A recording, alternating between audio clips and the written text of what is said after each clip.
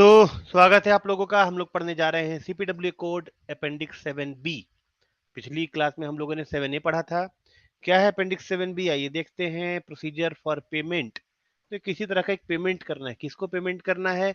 Against civil credit notes. एक ये term है, दूसरा टर्म है रेलवे वारंट, और तीसरा टर्म है रेलवे फ्रेट क्रेडिट नोट। तो कुल मिलाकर के 3 टर्म इसे दिए गए हैं। पहला टर्म, दूसरा टर्म और तीसरा टर्म। आइए समझते हैं कि तीनों टर्म का क्या अर्थ है। सबसे पहले है सिविल क्रेडिट नोट। ये वीडियो नंबर 11 है। मैं हिमांशु पांडे डब्ल्यू आपका स्वागत करता हूं। आइए देखते हैं क्या है सिविल क्रेडिट नोट। देखिए, example of own credit note या सिविल क्रेडिट नोट, दोनों का एक ही मतलब है। एक कंपनी है एबीसी इंडस्ट्रीज, उसने 10,000 रुपया फ्रेट चार्जेस के रूप में पे किया है रेलवे को। ठीक है, लेकिन बाद में एक समझ में आया कि ये जो 10,000 रुपए उसने पे किए वो गलती से पे कर दिए हैं। दरअसल एक्चुअल में अमाउंट 8,000 रुपए ही होते हैं। अब रेलवे क्या कर सकती है? रेलवे उसको 2,000 रुपए वापस लौटा सकती है, या क्योंकि उस कंपनी का रेलवे के साथ में बराबर लेन देन ट्रांजेक्शन चलता रहता है, अगली बार के ट्रांजेक्शन में वो 2,000 रुपए एडजस्ट कर सकती है। लेकिन जब तक वो 2,000 रुपए एडजस्ट नहीं हुए हैं, तब तक उसके पास एक क्रेडिट नोट होता है, जिसको कि सिविल क्रेडिट नोट या ओन क्रेडिट नोट कहा जाता है। उसी क्रेडिट नोट के आधार पे अगली बार उसको रिबेट मिलता है। एग्जाम्पल के तौर पे समझते हैं। एक एबीसी इंडस्ट्री कंपनी है, 10,000 रुपए किए पे। Freight charges for transporting goods, however, due to a mistake in calculation, hello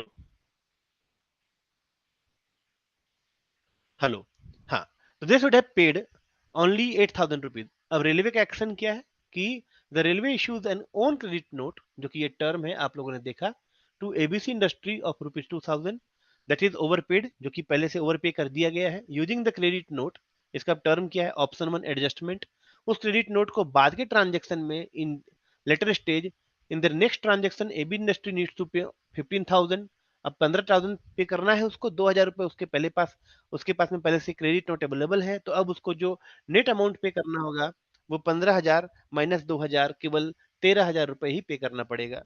तो दिस इज एक्चुअली द मतलब एडजस्टमेंट। ठीक है, अब यहाँ पे है ऑप्शन नंबर 2, डायरेक्ट पेमेंट। इसका क्या मतलब है कि अगर उसका ट्रांजेक्शन रेलवे से अगली बार नहीं होने वाला है, इमीडिएट फ्यूचर में नहीं होने वाला है transaction with the railway, they can submit the credit note. उस क्रेडिट नोट को वो सबमिट करेगा and request a direct payment of ₹2,000 from the railway. तो अब आपको क्रेडिट नोट का मोटा मोटा एक अंदाजा लग गया होगा। हम लोग अपेंडिक्स 7 भी पढ़ रहे हैं, और इसमें जो रेलवे के साथ में जो सीपीडब्ल्यूए के पेमेंट्स होते हैं उसमें किस तरह के पेमेंट होते हैं।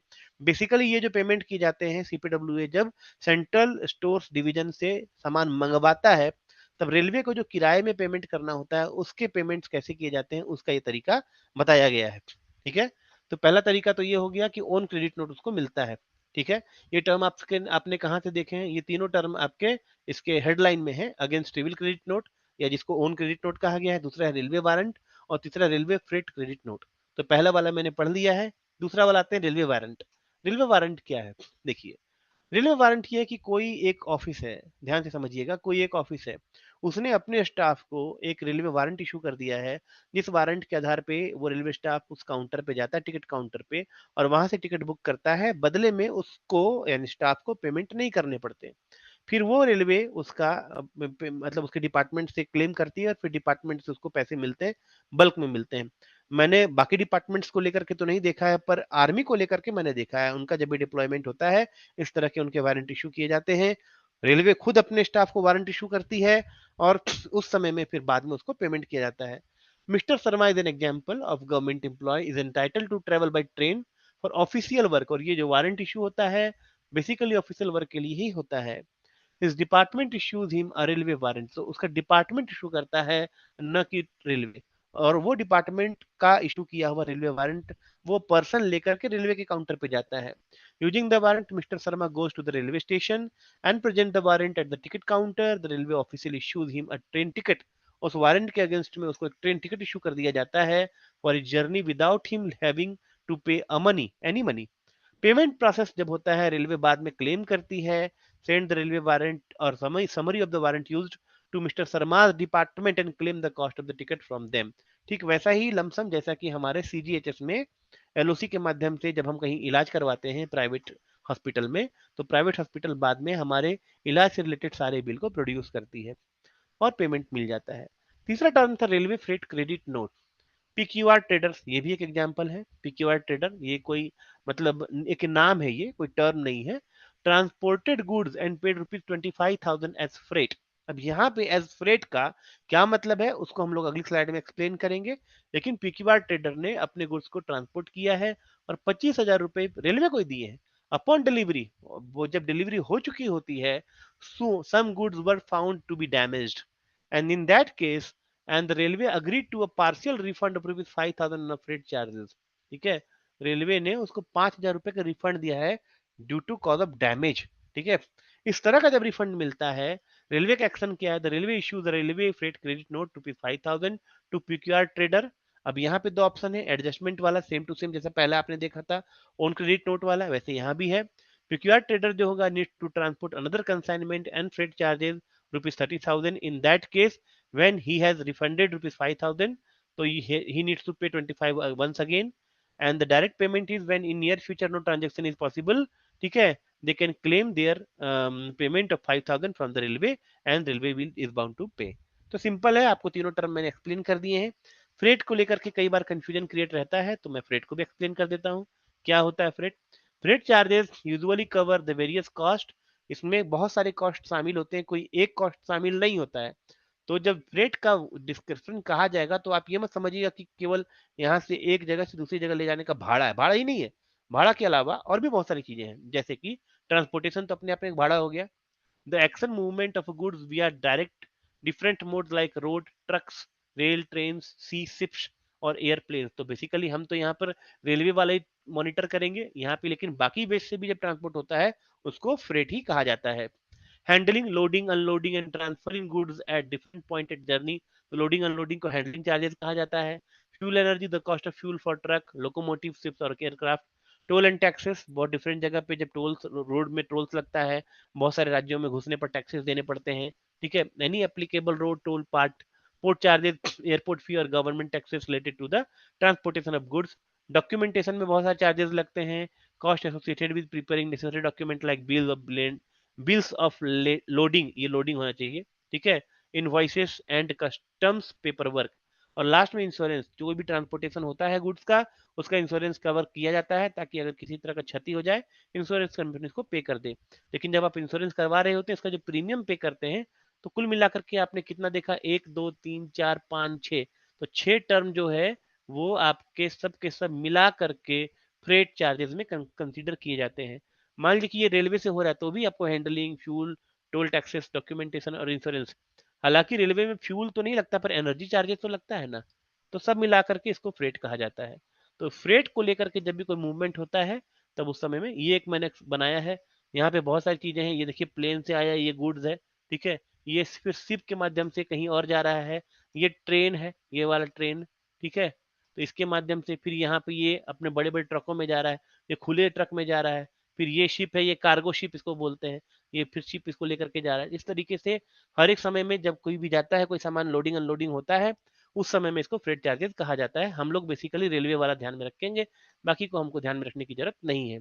खैर, तो रेलवे क्या करता है, डेबिट करता है ना, including commission for amounts due to warrant and credit notes are to be settled as per the procedure given below. तो उसका जो वारंट है, ठीक है, और वारंट कब होता है, टिकट के लिए होता है, वो तो मैंने आपको बता दिया। और क्रेडिट नोट जो होता है वो भाड़े के लिए होता है ना, इसमें फ्रेट भी शामिल है। ठीक है, तो क्रेडिट नोट और वारंट उसको कैसे सेटल किया जाता है उसके बारे में ध्यान से देखिए। और new series of the printed credit note, printed credit note होनी चाहिए, मशीन नंबर होना चाहिए, समझ रहे हैं, और न्यू सीरीज होना चाहिए, राइट। और वो हर एक डिपार्टमेंट को पहले ही दे दिया जाता है। Having an office copy foil, a booking acknowledgement foil and a booking foil. तो तीन तरह के फॉइल होते हैं।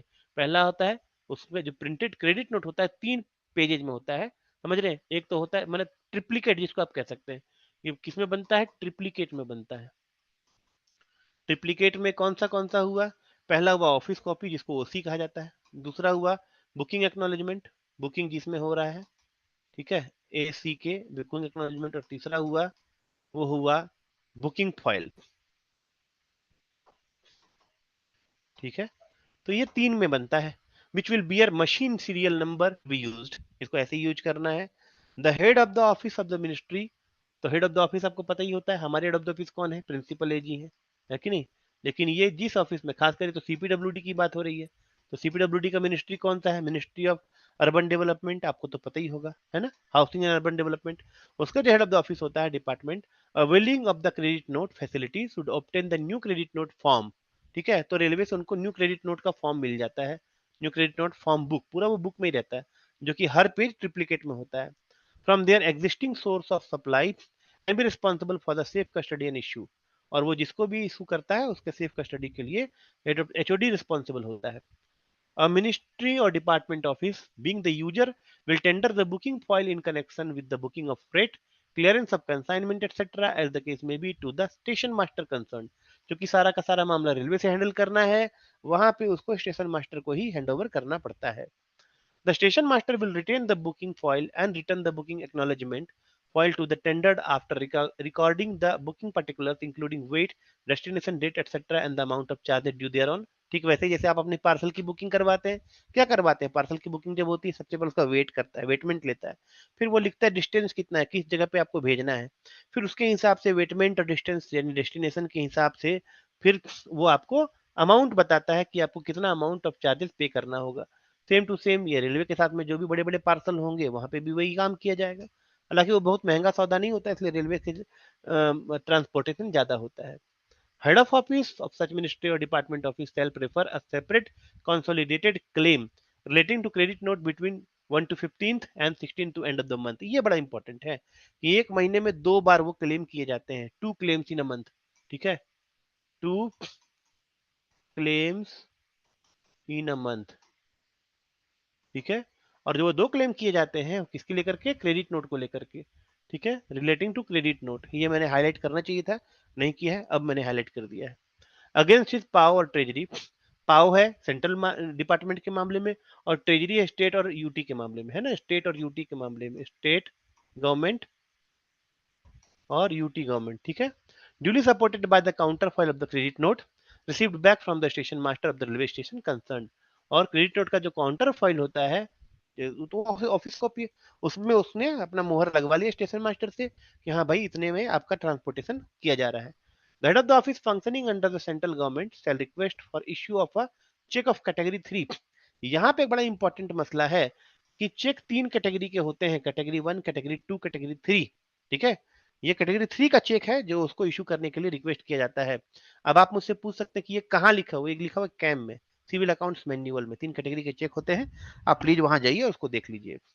लेकिन जो 3rd कैटेगरी का चेक होता है वही आपके एमसीक्यू में पूछा जाएगा, उसका नेमली होता है not negotiable and not payable in cash. समझे, तो ये आपको कैटेगरी 3 का जो चेक है ये ही आपके एमसीक्यू में पूछा जाएगा कि कैटेगरी 3 के चेक का नाम क्या है। उसका नाम है not negotiable and not payable in cash but creditable to government account. Simple है कि गवर्नमेंट अकाउंट में डायरेक्ट जाएगा, वो कैश में पेमेंट होना इसका पॉसिबल ही नहीं है। नेगोशिएबल का मतलब है नॉन ट्रांसफरेबल, किसी और को ट्रांसफर आप नहीं कर सकते हैं, जिसको दिया गया है बस उसी से पेमेंट उसी को मिलना है।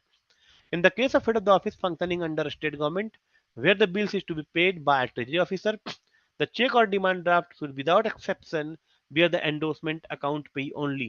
स्टेट गवर्नमेंट के मामले में क्योंकि ये वहां पे कैटेगरी 3 का चेक होता है कि नहीं होता वो मसला ही नहीं है, वो मसला है कि जो भी चेक वहां से पेमेंट होता है उसमें अकाउंट पे लिखा होना अनिवार्य है। ठीक है, the check demand draft shall be drawn in favor of the FA and CA of the railway। FA मतलब फाइनेंशियल एडवाइजर और chief accounts officer CAO, chief accounts officer of the railway, rendering service as per indication given by the station master in the booking acknowledgement file। और वो station master ही बताता है कि हमारा FA कौन सा है, माने एफए का कोई नाम नहीं होता है पर एफए का मतलब है जैसे मान लीजिए एफए रांची या एफए पटना, इस तरीके से उसका नाम लिखा रहता है। ठीक है, स्टेशन मास्टर बताए कि उसका एफए कौन सा है। ठीक है, अमूमन 17 जोन होते हैं, रेलवे को 17-18 जोनों में बांटा गया है, हर एक जोन का अपना एफए होता है। ठीक है, तो जो उसका एफए होगा उसी के हिसाब से उसका पेमेंट किया जाएगा। जैसे हमारा वाला रांची जोन है, कोडरमा वाला धनबाद जोन है, इस तरीके से आपका वाला कहीं कुछ और होगा, आप अपना देख लीजिए। While every effort shall be made to deliver the check to the station master at the earliest, लेकिन चेक से पेमेंट एफएसीए को नहीं मिलता है, चेक से पेमेंट मिलता है स्टेशन मास्टर को। स्टेशन मास्टर बाद में उसको ट्रांसफर करता है एफएसीए को। स्टेशन मास्टर को चेक देने का पर्पस है कि स्टेशन मास्टर से टैली करवाता है कि एक्चुअल में हमने जितना आपको क्रेडिट नोट के काउंटर फाइल में स्टाम्प मार के दिया है उतने का पेमेंट आया है कि नहीं आया है।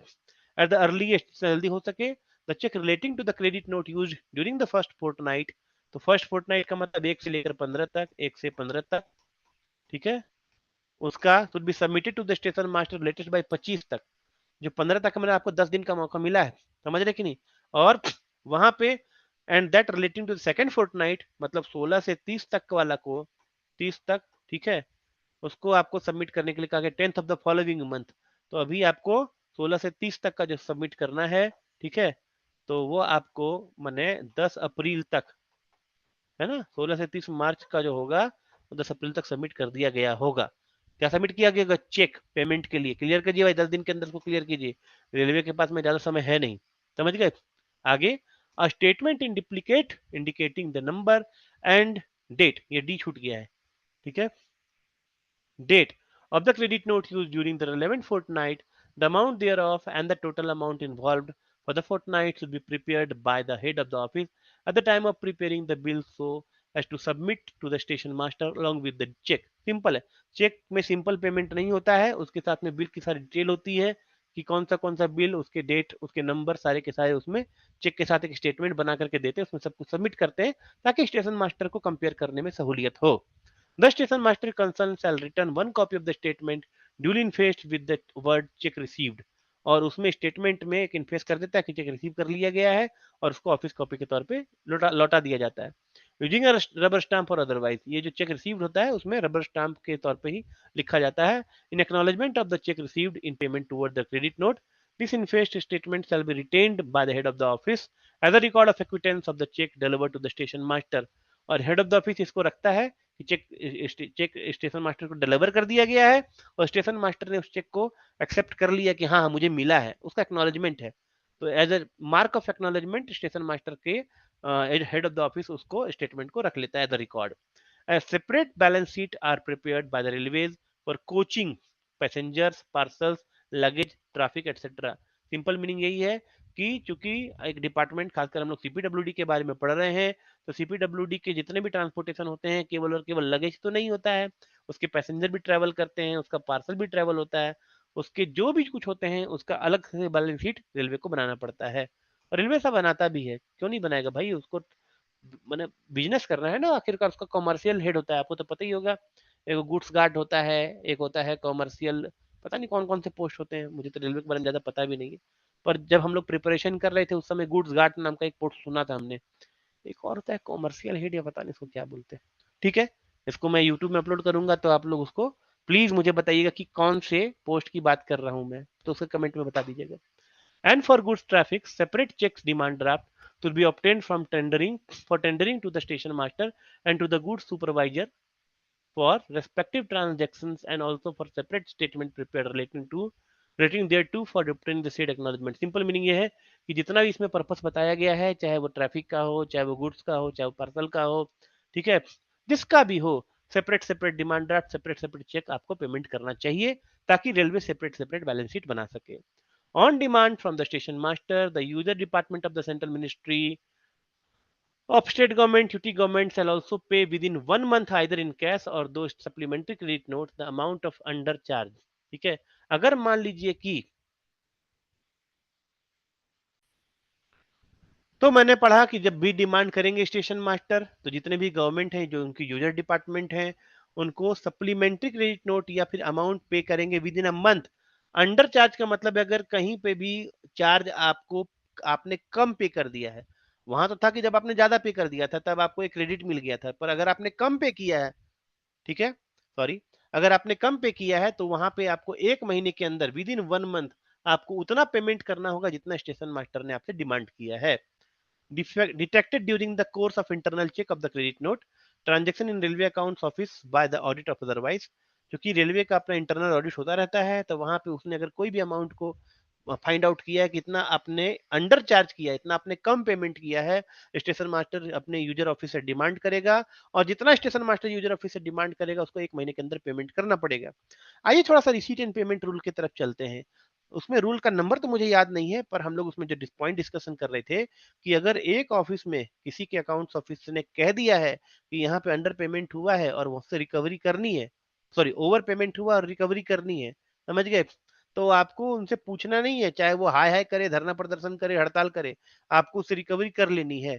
उसी तरीके से यहाँ पर भी किसी भी डिपार्टमेंट का अगर अकाउंट्स ऑफिसर उसकी स्क्रूटनी में और ऑडिट में इसको फाइंड आउट करता है और फिर ये कहता है कि उसकी रिकवरी करनी है, उसका अंडर पेमेंट हुआ है, आपको उनसे पैसे लेने हैं, तो स्टेशन मास्टर ने अपने अकाउंट्स ऑफिसर का हवाला दिया है, तो दूसरा वाला ये नहीं कह सकता कि हम अपने अकाउंट्स ऑफिसर से चेक करावेंगे। नहीं, आपको इमीडिएट पेमेंट करना है।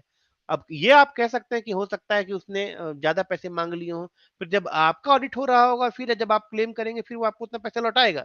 लेकिन जब वो क्लेम कर रहा होगा, तब आप उसको रोक नहीं लगा सकते हैं। गवर्नमेंट में एक अंडरस्टैंडिंग, एक रूल है रिसीट एंड पेमेंट का, कि एक डिपार्टमेंट के अकाउंट्स ऑफिसर ने अगर कुछ कह दिया है अपने फाइंडिंग्स में, तो वहां पे उसका जो क्लेम बनता है आपको इमीडिएट सेटल करना होगा, रूल के हिसाब से विद इन अ मंथ, 1 महीने के अंदर। खैर, it shall be the responsibility of the officer authorized to sign the credit note in each ministry or department office to ensure prompt payment as above to the station master of the railway station concerned, failing which the railway will be the liberty to refuse to book or clear goods or to book against warrant of personal movement thereafter under the credit note system in favor of the departments etc. क्योंकि railway एक department है और वो commercially run department है, ऐसी स्थिति में अगर उसके यूजर डिपार्टमेंट ने उसको टाइम पे पेमेंट नहीं किया, और खासकर एक ऑफिसर को ऑथोराइज किया जाता है कि भैया आप इसको पेमेंट कीजिए, क्रेडिट नोट से रिलेटेड सारे मामले को देखिए, ऐसी स्थिति में जो रूल है कि 1 महीने के अंदर पेमेंट करना है, अगर आप 1 महीने के अंदर पेमेंट करने के लिए फेल रहते हैं, railway free to cancel all your orders और seize your goods under his custody. तो सिंपल आप समझ लीजिए कि आपका जो माल है वहां फंस जाएगा, आप उसको कितना भी क्लियर कराने की कोशिश करेंगे, और ये नहीं कि एक माल फंसेगा, सारे माल फंसे रह जाएंगे। वो रेलवे के पास में ये फ्री हैंड है, समझ गए? आप ये नहीं सोच सकते कि नहीं ये वाला हमने करवाया है तो वो वाला फंसेगा, नहीं। खैर, तो this is the end of the chapter 7C, appendix 7B, sorry. अब 7C आ रहा है, ठीक है। 7C को हम अगली स्लाइड में लेंगे, इसलिए thank you for watching and good night.